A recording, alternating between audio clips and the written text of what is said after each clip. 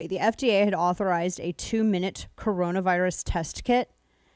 And I was reading this and I I'd put it in my rundown, but then I also this morning read this piece from Phil Klein, who was discussing this particular test. And he said the news was reported in a Reuters story that was reprinted by the New York Times and Axios and other outlets.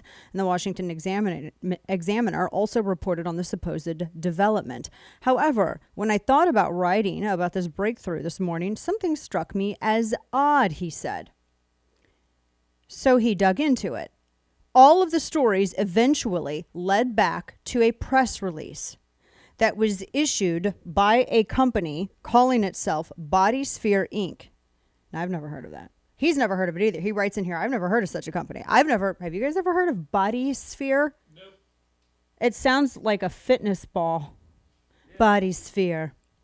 It's a ball for your body, and it's spherical.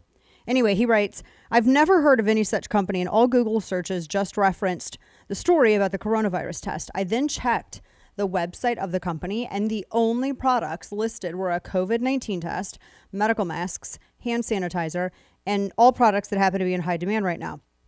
The company's Twitter page had no tweets before Monday. So then I looked at the FDA webpage announcing the emergency use authorizations, and I did not find any reference to the supposed EUA for the Bodysphere test.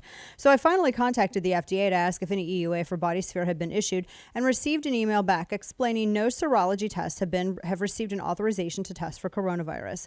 And they went on to explain that the serological tests measure the amount of antibodies or proteins present in the blood when the body is responding to a specific infection. In other words, the test detects the body's immune response to infection rather than the virus causing the infection, which, sidebar, you would have to do that. Any kind of quick test like that, they're talking about testing people just generally to see if they have any of those RNA copies, but you can't do that unless you also do an antibodies test to see if they've actually been infected. And like when they were infected, so that you would have to do these two things, simultaneously. So anyway, he says that these are less complex and molecular tests, blah, blah, blah. The FDA is not objecting to the distribution of a serology test. What he's saying is basically he called the company number at the bottom of the press release. No one's returned it, but he says it's a hoax. I agree. I think that the 2-minute test you guys have been reading about is BS, because it sounds like it was just put up by somebody who wanted to sell masks and hand sanitizer at an upcharge. So it's total BS. And it is flipping amazing to me that it took him at Washington Examiner that all of these press entities rail against as being a right-wing website, which it's not. Clearly, they're the only ones that are actually researching this crap.